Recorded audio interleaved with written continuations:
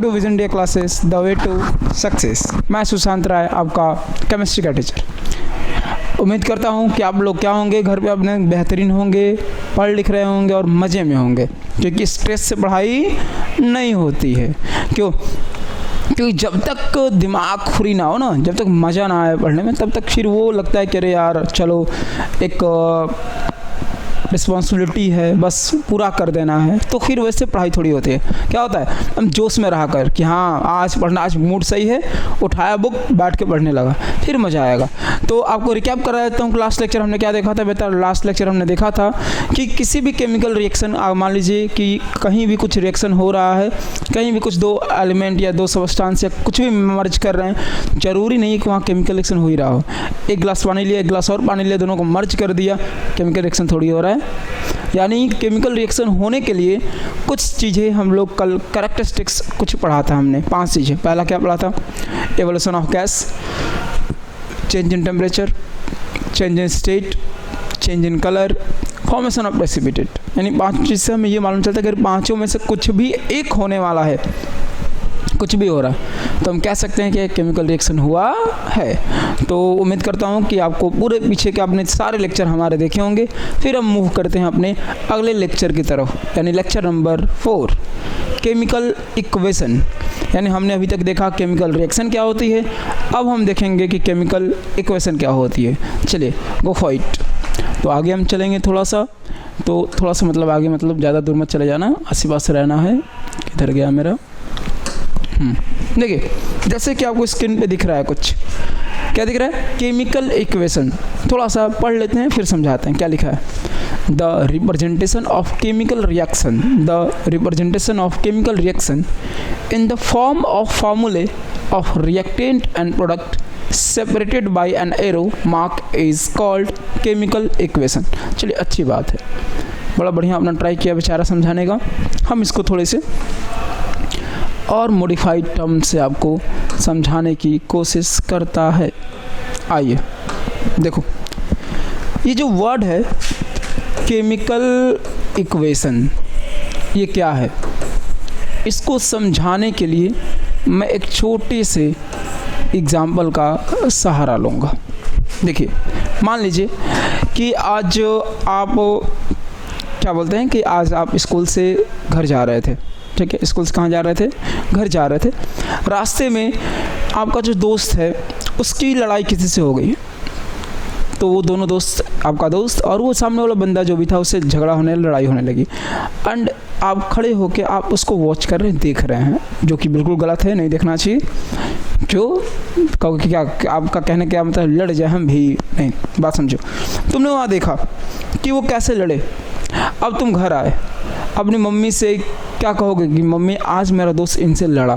क्या कर रहे हो तुम, कर क्या रहे हो कि जो वहाँ हुआ है, जो तुम्हारे आंखों के सामने वहाँ परफॉर्म हुआ है, उसे ही तुम अपने शब्दों में यहाँ बता रहे हो कि वहाँ भाई इसको मान लो अमित नाम है, अमित ने उसको गाली दिया तो अमित को इसको गुस्सा आया तो उसने एक थप्पड़ उसको मारा। मतलब क्या हो रहा है, जो भी कुछ हुआ था, आप यहाँ पे उसको एक्सप्लेन कर रहे हैं अपने शब्दों में, वही तो केमिकल इक्वेशन है। अब देखो मान लीजिए, अब जो सबसे पहली बार एक्सप्लेन आप करोगे तो क्या करोगे, सब सारा कुछ बताने की कोशिश करोगे कि इसने ये बोला, उसने ये किया, उसके बाद थप्पड़ वो मार तो वो दो गज दूर चला गया, इधर गिर गया, उधर गिर गया। फिर ऐसे दूसरा इंसान पूछा, पापा पूछे इधर आओ क्या हुआ था, तो कहोगे पापा से भी सब कुछ बताएं। तीसरा आदमी पूछ रहा है, तब तुम्हें गुस्सा आ रहा हो। जैसे मान लो कि कभी नहीं होता है कि तुम कहीं गिर गए, तुम्हारा हाथ टूट गया, तो बैंडेज बनवा घूम रहे हो। सबसे पहला आदमी पूछेगा कि बेटा ये हाथ कैसे टूटा, बताओ। कह रहे अंकल जी हम सीढ़ी से उतर रहे थे, पढ़ने गए रहे थे, तो कॉपी देके नीचे आ रहे थे, तो पैर इधर मुड़ा, ऐसे नीचे गिरे, 4 सीढ़ी नीचे गए, पैर टूट गया, एक्सरे कराने गए, ये हुआ, वो पूरा एक्सप्लेन कर दिया फर्स्ट बंदे को। दूसरा बंदा पूछा, उनसे भी एक्सप्लेन किया। तीसरा बंदा पूछा, तुम हिस्ट्री, अरे यार बार बार मैं सबको बताते जाऊँ क्या, क्यों, क्योंकि हम लोग आलसी आदमी हैं। अब तीसरा आदमी पूछेगा तो क्या कहोगे, अरे अंकल जी आ रहे थे, टूट गया पैर थोड़ा सा, ऊपर सीढ़ी से आ रहे थे। देखो तुमने कितना कुछ मिस किया। आपने ये नहीं बताया कि आप चौथे सीढ़ी से गिरे थे। अब क्या कर रहे हो आप, धीरे धीरे उसको मिनिमाइज कर रहे हो। लास्ट वाला बंदा पूछेगा क्या हुआ था, का टूटा है हाथ, बस हाथ टूट गया, कैसे, जैसे टूटता है। अगली बार इसी में लिखवा लिए, हाथ टूट गया है, बस।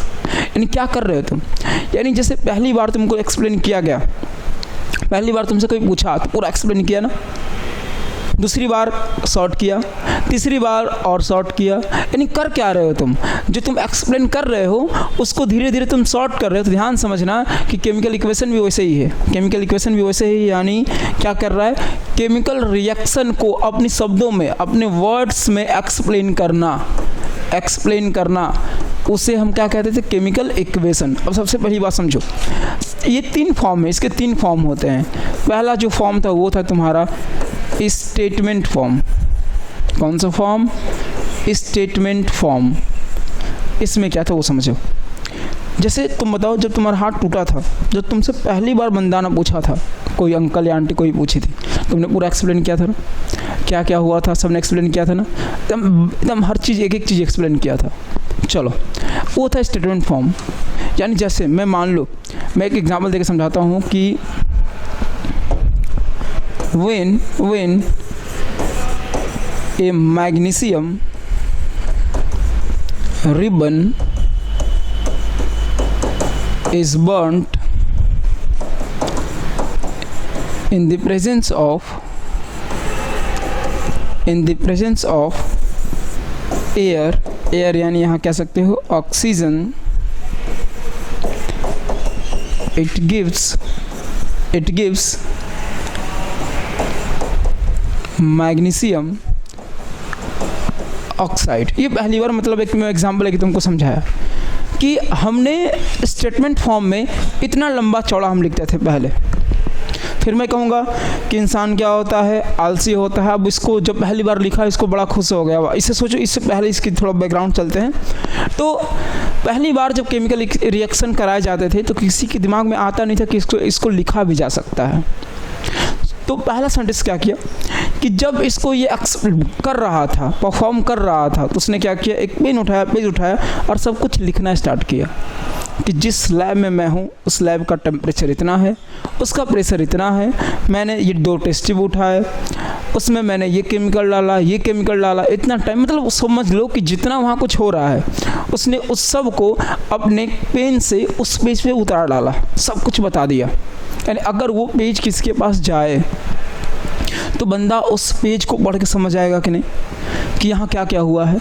ज़रूरी थोड़ी है कि अब देखो क्या होगा कि अगर वो इतने अच्छे से लिखा गया हो तो इंसान जिसके हाथ में भी जाएगा वो चाहेगा तो लैब में उसको पढ़ते हुए, उसके प्रोसेस पढ़ते हुए वो वहाँ परफॉर्म कर सकता है, नो डाउट।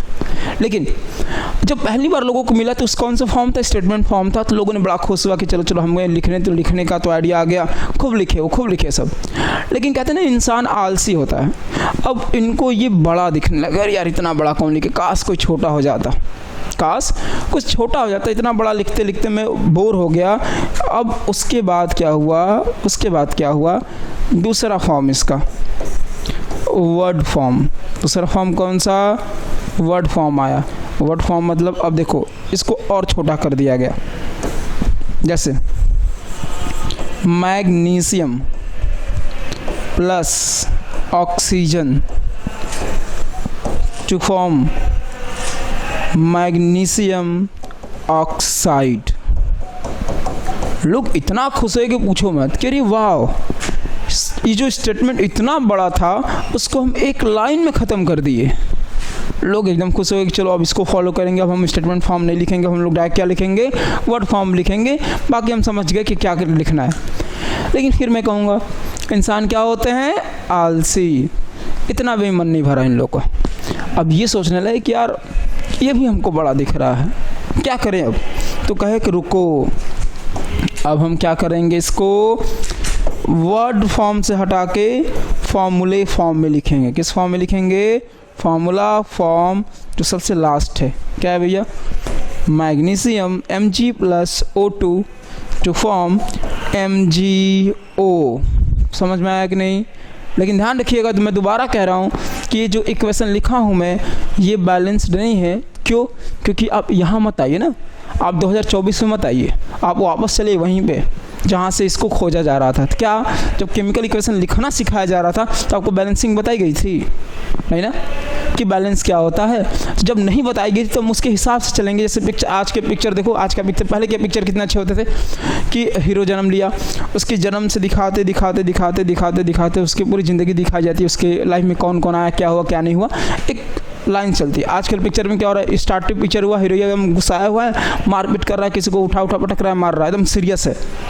फिर जब एक जगह शांत बैठता है तो लोग पहले उसको देखेंगे, कहीं बड़ा खतरनाक आदमी है यार, लेकिन जब एक जगह बैठता है वो, तो फिर वो फ्लैशबैक में जाता है, तब मालूम चलता है कि नहीं नहीं नहीं, ऐसा हीरो नहीं था, बड़ा अच्छा इंसान था, उसके साथ कुछ हुआ है। सेम केस, हम अगर वो फ्लैशबैक में गया, तुम अपने आप को फ्लैशबैक में ले जाते हो ना, ये जहाँ स्टोरी है वही रोक देते हो ना, कि अब चलते हैं शुरू से हुआ क्या होगा। सेम केस वहाँ पे कि आप यहाँ से बैलेंसिंग मत जज कर लेना। आप ये ध्यान समझो कि जब केमिकल इक्वेशन के बारे में बताया जा रहा तब हम वहाँ हैं, स्टेप वाइज हमको आगे बढ़ना है। यानी यहाँ तक हमें बताया गया। आज तक भी जो हम लिखते हैं वो क्या लिखते हैं सर, लिखते हैं फॉर्मूला फॉर्म। इसी फॉर्म में सारा कुछ आपको लिखा आपकी बुक में मिलेगा। लेकिन स्टार्ट कहाँ से हुआ था, स्टेटमेंट फॉर्म। यानी कुल मिला जुला के मैं आपसे पूछूं क्या होता है तो क्या कहिएगा कि केमिकल रिएक्शन को अपने शब्दों में लिखने की विधि को ही हम क्या कहते हैं, केमिकल इक्वेशन। क्या कहते हैं उसको, chemical equation.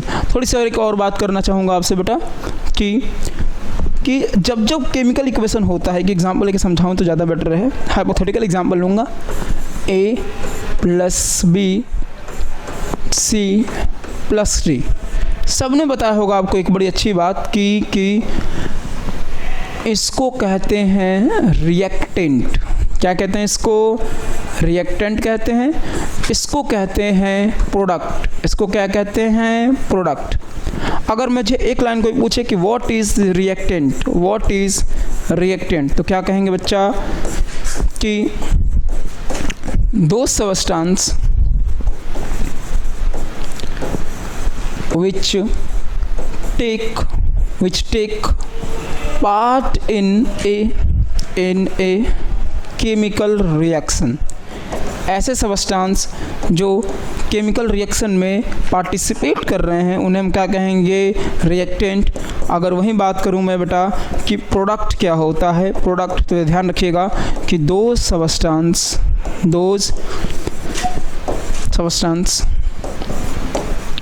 which formed during the chemical reaction। यानी रिएक्टेंट क्या होता है, रिएक्टेंट वो होते हैं जो केमिकल रिएक्शन में पार्टिसिपेट करते हैं, और प्रोडक्ट क्या होते हैं जो केमिकल रिएक्शन के दौरान या केमिकल रिएक्शन के बाद बनते हैं, उसे हम क्या कहते हैं, प्रोडक्ट कहते हैं। यानी अगर मैं कहूँ कि जैसे आपके सामने आपकी कॉपी खुली है, वैसे मेरी ये कॉपी है, ये राइट हैंड साइड हमारा क्या है, प्रोडक्ट है, और लेफ्ट हैंड साइड रिएक्टेंट है। मज़ेदार बात क्या है बेटा कि मज़ेदार बात ये है कि हाउ टू रीड इट, इसको हम पढ़ते कैसे हैं। आई होप सो आप इसका स्क्रीनशॉट ले लिए होंगे। इसको हम पढ़ते कैसे हैं वो समझना थोड़ा सा।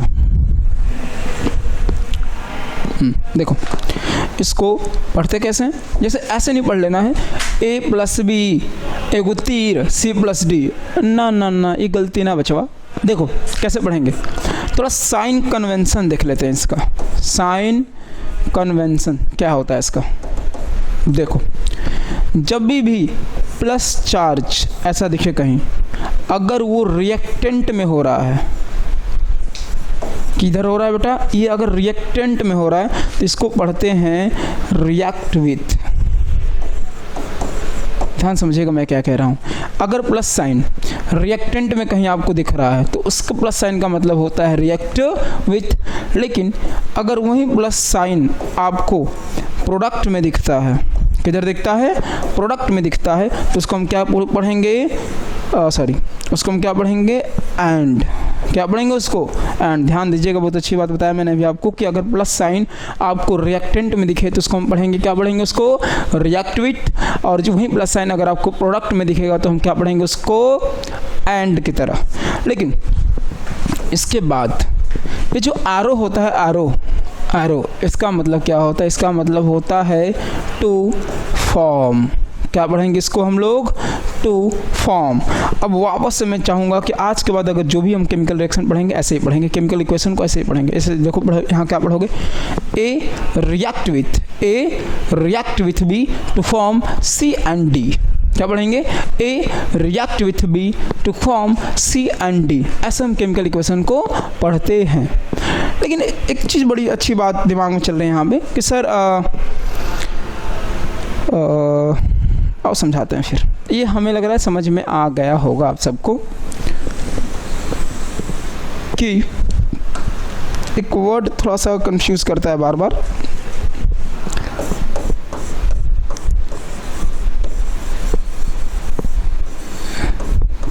कैटालिस्ट, इससे पहले ये वर्ड आया कहाँ से वो समझो।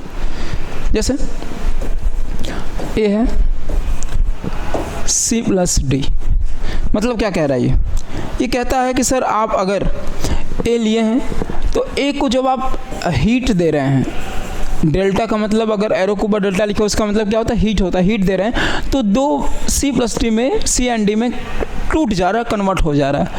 मतलब यहाँ पे हीट कर क्या रहा है? हीट किसकी तरह एक्ट कर रहा है? वो क्यों हमारे केमिकल रिएक्शन को होने पे मजबूर कर रहा है? ये अगर जानना है तो आपको पहले किसको जानना होगा? पहले जानना होगा आपको कैटालिस्ट को। किसको जानना होगा? कैटालिस्ट को। क्योंकि बिना बेटा कैटालिस्ट जाने अभी आगे जैसे केमिकल रिएक्शन होगा मैं ऐसे लगातार लिखते जाऊंगा और आपको पता ही नहीं चलेगा कैटालिस्ट है क्या इसमें। देखो कैटालिस्ट क्या होता है, लिखते हैं कि those substance which increase the, ऐसे लिख सकते हो, increase the rate of chemical reaction, which increase the rate of chemical reaction। जैसे मान लो एक एग्जाम्पल के थ्रू मैं हाइपोथेटिकल एग्जाम्पल के थ्रू समझाता हूँ। A react with B to form C+D यानी C and D। इस केमिकल रिएक्शन जो हमारा without the help of catalyst हो रहा है, समझो। तो इसको अपने पूरे रिएक्शन को कंप्लीट करने में टाइम लग रहा है 10 आवर। क्या लग रहा है? 10 आवर। लेकिन सेम केमिकल रिएक्शन है अगर मान लो, अगर with the help of catalyst तुम्हारा जो केमिकल रिएक्शन कंप्लीट होने में समय लग रहा है 5 आवर। यानी बेटा कर क्या रहा है? ओवरऑल देखा जाए ध्यान से तो ये तुम्हारी जो कैटालिस्ट है एक ऐसा substance without take part in chemical reaction, ये केमिकल रिएक्शन में इन्वॉल्व नहीं होगा। कैटालिस्ट यानी ऐसा सबस्टेंस जो हमारे रेट ऑफ रिएक्शन को क्या करता है? इंक्रीज कर लेता है। जैसे आपने नीचे देखा भी है कि एक रिएक्शन जो विदाउट हेल्प ऑफ कैटालिस्ट हो रहा था उसको कंप्लीट करने में 10 आवर लग रहे थे, लेकिन जैसे मैं कैटालिस्ट का यूज किया आप कितने घंटे में इसको कंप्लीट कर लिए? 5 आवर में ही कंप्लीट कर लिए। इसे कहते हैं कैटालिस्ट। थोड़ा सा मैं और मॉडिफाई करने के लिए और समझाने के लिए एक वो बात समझाता हूँ आपको। मान लीजिए 2 टाइप के बच्चे होते हैं। कितने टाइप के बच्चे होते हैं? 2 टाइप के, पहले टाइप के और एक दूसरे टाइप के। मजाक था ये। 2 टाइप के बच्चे होते हैं। देखिए जिस आप उम्र में है, जिस क्लास में आप हो, उस क्लास में आपको क्या करना है? पढ़ना है एक अच्छे भविष्य के लिए, एक अच्छे रिजल्ट के लिए। अब ध्यान समझिए, जो मैं 2 टाइप के बच्चा बोला, जो एक बच्चा स्कूल से आया, बैग उठा के ले ऐसे ही फेंक फाक दिया, इधर उधर घर में पड़ा हुआ है, उसके बाद मोबाइल उठाया, टीवी उठाया, देखने लगा, पढ़ने मतलब मज़े लेने लगा। अब माता जी उसकी कह रही है कि बेटा चलो बैठ के पढ़ो, तो लड़का कह रहा है कि अरे अभी रुक जाओ, अभी तो पढ़ के आए हैं, अभी कुछ देर रुक जाइए। तो मम्मी कही चलो बच्चा 5-10 मिनट और एंजॉय कर लेने दो। फिर वो कह रही हैं आधे घंटे में कि बेटा चलो बैठ के पढ़ो। तारे मम्मी अभी तो पढ़ के आए हैं, अभी रहने दीजिए, अभी नहीं पढ़ेंगे, शाम को पढ़ेंगे। याद रखना तुम्हारा पढ़ना केमिकल रिएक्शन है, बड़े गौर से इस कहानी को सुनना। तो अब मम्मी को आया गुस्सा और मम्मी तुम्हारे पास आई। तुम्हारे और मम्मी के बीच में WWE हुआ, जिसमें तुम केवल डिफेंड कर सकते हो। मम्मी यूँ धड़ाक तुमको मारी। अब तुम मजबूरी में किताब उठा के बैठे। याद रखना तुम्हारा पढ़ना है केमिकल रिएक्शन, ठीक है। अब तुम किताब लेके बैठे तो हो, लेकिन तुम्हें कुछ पढ़ने नहीं पड़ रहा है, तुम्हें कुछ दिख नहीं रहा है, तुम्हें धुंधला दिख रहा है। क्यों?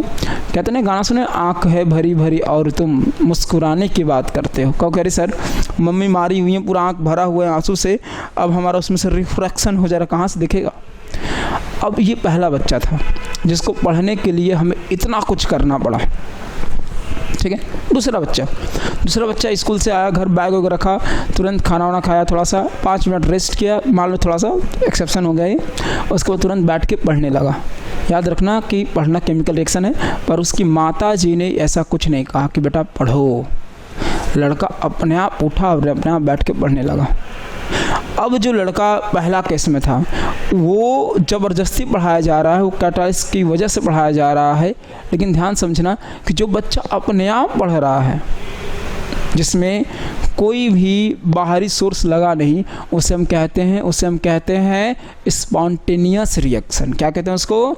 जो रिएक्शन अपने आप हो जाती है, उसमें कैटालिस्ट की ज़रूरत नहीं होती है, उसे हम स्पॉन्टेनियस कहते हैं। और जिस केमिकल रिएक्शन में कैटालिस्ट यानी कह सकते हो जो रिएक्शन में हमें कराने के लिए कुछ एक्सटर्नल फैक्टर पैरामीटर चाहिए, उसे हम नॉन स्पॉन्टेनियस कहते हैं। और आसान तरीके से कह सकता हूँ तो मम्मी ने, आप जो सोचे थे कि आज मैं शाम को 6 बजे से बैठूंगा तो 8 बजे तक पहला चैप्टर कंप्लीट करूंगा केमिस्ट्री का, पर माता जी ने तुमको पहले ही मोटिवेट कर दिया और तुमको 3 ही बजे बैठा दी पढ़ने के लिए। जो तुम्हारा चैप्टर 8 बजे समाप्त होना था वो तुम्हारा 4 बजे कंप्लीट हो गया। किसके वजह से? माता जी की वजह से। तो माता जी यहाँ तुम्हारी क्या हुई? कैटालिस्ट हुई। तो आज से मम्मी को क्या कहना है कि और कैटालिस्ट कैसे हैं? बहुत मार पीटेंगे तुमको। ध्यान समझना। कभी ऐसा हुआ है कि मम्मी तुमको दूसरा तबड़ाक मारी कि पढ़ो, बैठ के पढ़ो, पढ़ नहीं रहे हो, और तुम्हारे पास में आके बोल रही बताओ क्या पढ़ रहे हो, मैथ लगा रहे हो, दो हम भी लगाएं। कभी ऐसा हुआ है क्या? मम्मी का काम क्या था? रिएक्शन इन्वॉल्व करना, मम्मी रिएक्शन को स्टार्ट कराना। जस्ट से ठीक। मम्मी क्या कही कि मम्मी का काम था केमिकल रिएक्शन को कराना, ये नहीं कि रिएक्शन में इन्वॉल्व हो जाना। ऐसा नहीं होता है कि तुम अगर मैथ के क्वेश्चन करो तो मम्मी बैठ के मैथ के क्वेश्चन करने लगे, ये पॉसिबल नहीं है। तो बड़ी क्लियर सी बात समझना कि कैटालिस्ट केमिकल रिएक्शन की रेट ऑफ रिएक्शन को बढ़ाता है, उसमें इन्वॉल्व नहीं होता है। समझ में आया कि नहीं? ये था तुम्हारा कैटालिस्ट। आई होप सो कि इसका आपने स्क्रीनशॉट जरूर लिया होगा। अब देखिए, ये तो बड़ी अच्छी बात है कि सर आपने ये इतना बताया हमें कि कैटालिस्ट जो भी है क्या होता है। प्रोसेस कुछ होते हैं, कुछ प्रोसेस के बारे में यही बात कर लेते हैं, क्योंकि आगे फिर डायरेक्ट आपको इन्वॉल्व करा दूंगा इसमें। पहला एंडोथर्मिक प्रोसेस, और दूसरा एक्सोथर्मिक प्रोसेस। दो बड़ी प्रोसेस अच्छी, थोड़ा सा पढ़ लेंगे तो ज़्यादा बेटर रहेगा, समझिएगा। आगे हमारे लिए थोड़ा सा इजी हो जाना, और कुछ नहीं। थोड़ा इसका संधि विच्छेद करते हैं। थोड़ी बहुत हिंदी सबने पढ़ा होगा। इसके 2 वर्ड ले लो, EN से बना लो इंटर से बना लो अंदर। थर्मिक का मतलब यहाँ तुम टेम्परेचर समझ लो 2 मिनट के लिए, और टेम्परेचर को हीट समझ लो। यानी एक ऐसा प्रोसेस जहाँ पे हीट अंदर की तरफ जाए, यानी कह सकते हैं कि heat is absorbed by the system कह सकते हो या रिएक्शन कह सकते हो, कि जब हमारा हीट, जब ध्यान एंडोथर्मिक प्रोसेस क्या होगा? एक ऐसा प्रोसेस जिसमें हमारा केमिकल रिएक्शन है, या सिस्टम कह सकते हो, कुछ भी कह सकते हो, वो हीट एब्जॉर्ब कर रहा है, वो हीट ले रहा है अपने काम करने के लिए। ऐसे प्रोसेस को हम लोग क्या कहेंगे? एंडोथर्मिक कहेंगे। लेकिन यहाँ 2 वर्ड पकड़ लो, एक्सो, EX से क्या बना लो? एग्जिट बोले तो बाहर, वापस सेम केस। थर्मिक बोले तो टेम्परेचर बोले तो हीट, यानी एक ऐसा प्रोसेस जिसमें हीट रिलीज हो रहा हो। यानी यहाँ लिख सकता हूँ बेटा कि heat is released by the system. अगर सिस्टम से हीट रिलीज्ड हो रही है, सिस्टम से अगर हीट क्या हो रही है, रिलीज हो रही है, तो उसे हम क्या कहेंगे, एक्सोथर्मिक प्रोसेस। क्या कहेंगे उसको, एक्सोथर्मिक प्रोसेस। यानी बड़ी आसानी से तुमको समझा दूं कि एंडोथर्मिक प्रोसेस क्या होता है, एक ऐसा प्रोसेस जिसमें केमिकल रिएक्शन को हम हीट देते हैं ताकि वो अपना काम कर सके। यानी heat is absorbed by the chemical reaction to do their job and to complete their chemical reaction to their equation. Exothermic, जब केमिकल रिएक्शन हो रही है, उस केमिकल रिएक्शन होने के दौरान अगर वो हीट रिलीज कर रहा है, वो हीट क्या कर रहा है, रिलीज कर रहा है, इवॉल्व कर रहा है, ऐसे प्रोसेस को हम क्या कहेंगे, एक्सोथर्मिक प्रोसेस। आई होप से समझ में आया। थोड़ी सी इसको एडवांस लेवल ले चलते हैं हल्का सा। अब इसको हल्का सा ले चलने के लिए मैं क्या बताऊंगा आपको,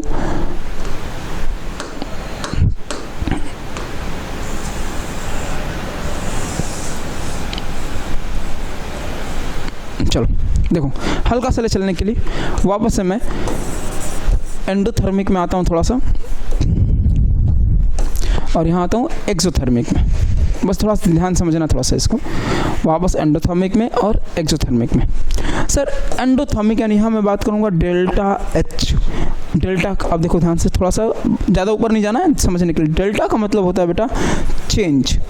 डेल्टा का मतलब क्या होता है, चेंज, और इसका होता है इंथैल्पी। इसका मतलब क्या होता है, इंथैल्पी, यानी हीट का ही फॉर्म होता है हमारा। अब सेम केस यहाँ मैं बात करूँगा डेल्टा एच। अब ध्यान से देखो एक बात, तुमको एक बड़ा ही एक अच्छा रिश्ता होता है मम्मी के बाद। कोई अगर एक तुम्हें सबसे अच्छा इंसान लगता है तो वो कौन लगता है, मामा। क्या लगता है, मामा। हर बच्चे के बचपन के दिनों में याद करो तो तुम्हारे मामा जब तुम्हारे यहाँ आते थे, तो जब वो जाने लगते थे तो ज़रूर तुम्हारे लिए कुछ ना कुछ व्यवस्था करके जाते थे कहीं। मेरे तो जाते थे, अभी भी जाते हैं मेरे तो बड़ा अच्छा लगता था। तो मैं अपनी बातें बता रहा हूँ तुमको कि तुम भी रिलेट कर पाओगे इस बात को। कि मान लो कि जब मेरे मामा आए तो मम्मी से पूछता था कि मम्मी मामा आए हैं क्या, तो कहीं हाँ मामा आए हैं। तो मुझे ये जानने का मुझे ज़्यादा शौक़ था, बहुत ज़्यादा ये मैं एक्साइटेड होता था कि मामा जाएंगे कब। अब तुम सोच रहे हो कि ये क्या मतलब है, क्योंकि अगर मामा जब जाएंगे तभी पैसा देंगे। जब उनके जाऊंगा पैर छूंगा तो पैसा मिलेगा हमको, और जब मुझे पैसा मिलेगा तो क्या होगा, मैं मस्त एकदम अपना दिमाग लगा लेता था कि मामा इतना पैसा देने वाले हैं, इतने का मैं ये मिठाई खरीदूंगा, इतने का ये खरीदूंगा। मतलब पीछे ये सर के पीछे मेरा पूरा बन गया, हाइपोथेटिकल मैं अपना बना लिया था बचपन से ही मेरा। अब बस वेट था कि मामा कब जाएं, मुझे पैसा दे और ये सारा सपना हमारा क्या साकार हो जाए। तो अब मैं मामा जब जाते थे, जब जाने लगे उनका पैर छुआ, मामा आराम से दिए, मान लो मुझे 100 रुपया दे दिए, मैं खुश, मैं धीरे से पॉकेट में डाल लिया। अब मेरी जो पीछे जो सपने थे वो क्या होने वाले हैं, साकार होने वाले हैं। यानी मैं था सिस्टम, मैं क्या था, सिस्टम। और बाहरी से मुझे कोई किसने क्या दिया, पैसा दिया। अब मान लो कि जो पैसा मामा दिए हैं उसको मान लो हीट, उसको क्या मान लो, हीट।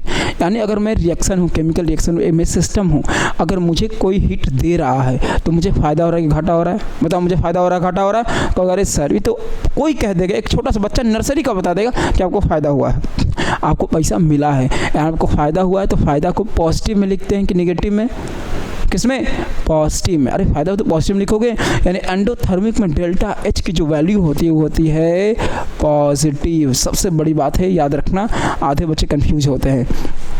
एंडोथर्मिक में मामा ने मुझे पैसा दिया है तो मुझे तो फ़ायदा हुआ है ना बेटा, मुझे तो मेरे अकाउंट में 0 रुपये था, बचाना 100 रुपये हो गया, मैं फ़ायदा ले, अब मैं ये खरीदूंगा वो खरीदूंगा सोचने लगा मैं। यानी जब एनर्जी, जब हीट किसी सिस्टम को दी जाती है तो पॉजिटिव आती है। लेकिन तभी दूर एक खड़ी एक प्राणी देख लेती हैं, सब ये सारा व्यवस्था होता हुआ मेरी माता जी देख लेती हैं, केरी मामा पैसा दिए हैं इसको। आया मैं, ये कह इधर आओ, मैं गया, मामा पैसा दिए हैं, मैं कहा नहीं, तो कह रहे हैं नहीं हम देखें दिए हैं। तब कहना पड़ता था कि हाँ ठीक है, हाँ दिए हैं। तो दुनिया का सबसे खतरनाक झूठ आपके साथ भी होता होगा, मेरे साथ हुआ कि लाओ मुझे दे दो, मैं संभाल के रखूँगी, तुम कहीं इसको गुम करा दोगे। दुनिया का सबसे खतरनाक झूठ। मैं कहा हदाला यार, अब यार वो पैसा अब क्या दिखता था, दुकान दिखता था। अब कहे कि नहीं तुम दो, मम्मी एक स्विच बैंक की तरह है, स्विच बैंक समझे, पैसा गया वापस नहीं आएगा। मम्मी कहती हैं कि दो पैसा दो, और मैं जब तुम मांगोगे मैं अरे तुम्हारा ही तो पैसा है, तुम जब मांगो दे दोगे, एक बार तुम दे तो दो। गलती से अगर तुम पैसा मांगने उनसे गए कि मम्मी मेरा पैसा दो, तो एक ही चीज़, तुम्हारा पैसा, इतना तुमको हम पैसा देते हैं, कभी तुमसे हिसाब लिए हैं, ले, इमोशनल अत्याचार चालू। अब मम्मी कही कि तुम दो मुझे पैसा दो, तुम कहीं गुम करा दोगे। मैं कहा मम्मी नहीं गिराऊंगा। कह दो चुपचाप। अब देखो मम्मी ने मेरे से 100 रुपये ले लिए, मैं हूँ सिस्टम, मेरे से अब वापस पैसा ले लिया गया, मेरे से वापस हिट ले लिया गया, मैं हिट रिवॉल्व कर दिया, हिट रिलीज कर दिया, हिट इवॉल्व कर दिया। यानी क्या हुआ है, क्या हुआ, कोई देखे तो क्या हुआ, मुझे फ़ायदा हुआ घाटा हुआ? कहा हाँ अरे यार घाटा हो गया इसका, तो बेचारा क्या क्या सपना देखा था, सारा सपना चकनाचूर हो गया, जो पीछे हुआ था टक टक टक टूट गया। यानी जब एनर्जी सिस्टम से एनर्जी जा रहा हो या कोई इसको इवॉल्व कर रहा हो, रिलीज कर रहा हो, वहाँ पे उसको क्या हो गया, घाटा। और घाटा किसको लिखते हैं, घाटे किसको लिखते हैं, पॉजिटिव से। किसे लिखते हैं, नेगेटिव से। यानी यहाँ डेल्टा एच की वैल्यू क्या हो जाएगी, नेगेटिव। बड़े ध्यान से याद रखिएगा बेटा कि एंडोथर्मिक में हमारा डेल्टा एच की पॉजिटिव होती है और एक्सोथर्मिक में डेल्टा एच की वैल्यू नेगेटिव होती है। क्योंकि एंडोथर्मिक एक ऐसा प्रोसेस है जहाँ केमिकल रिएक्शन में हम एनर्जी क्या करते हैं, केमिकल एनर्जी कह सकते हो कि वो हीट अब्जॉर्ब करता है, और एंडोथर्मिक में एक्सोथर्मिक में क्या होता है, वो हीट रिलीज करता है। यानी बहुत सारे मैं जो केमिकल रिएक्शन पढ़ाने जाऊंगा अभी इस चैप्टर में, वहाँ डायरेक्टली बात होगा कि बताओ ये हमारा एंडोथर्मिक है कि एक्सोथर्मिक है। तो मैं उम्मीद करूँगा कि वहाँ पे मुझे इतना समय नहीं लगेगा कि मैं आपको समझा पाऊँ, कि मैं इतना समय वापस दे पाऊँ। जैसे मैं वहाँ पे मैं लिखूँगा कि this reaction is belongs to endothermic, आपके दिमाग में तुरंत ये सब चलना चाहिए, अच्छा हाँ ये सर ने बताया था हमें। इतना उम्मीद आपसे कर सकता हूँ। जब इतने शिद्दत से मैं पढ़ा रहा हूँ और उतने शिद्दत से आप पढ़ रहे हो, तो बिल्कुल हम लोगों के जितने भी हम लोगों ने अभी तक टॉपिक पढ़ी है सब क्लियर हो गई होंगी। आई होप सो कि आज हमने देखा कैटलिस्ट, और हमने प्रोसेस देखा, एंडोथर्मिक एक्सोथर्मिक देखा, केमिकल इक्वेशन के बारे में थोड़ा बहुत देखा। अभी केमिकल इक्वेशन बहुत सारी बातें करने बाकी है।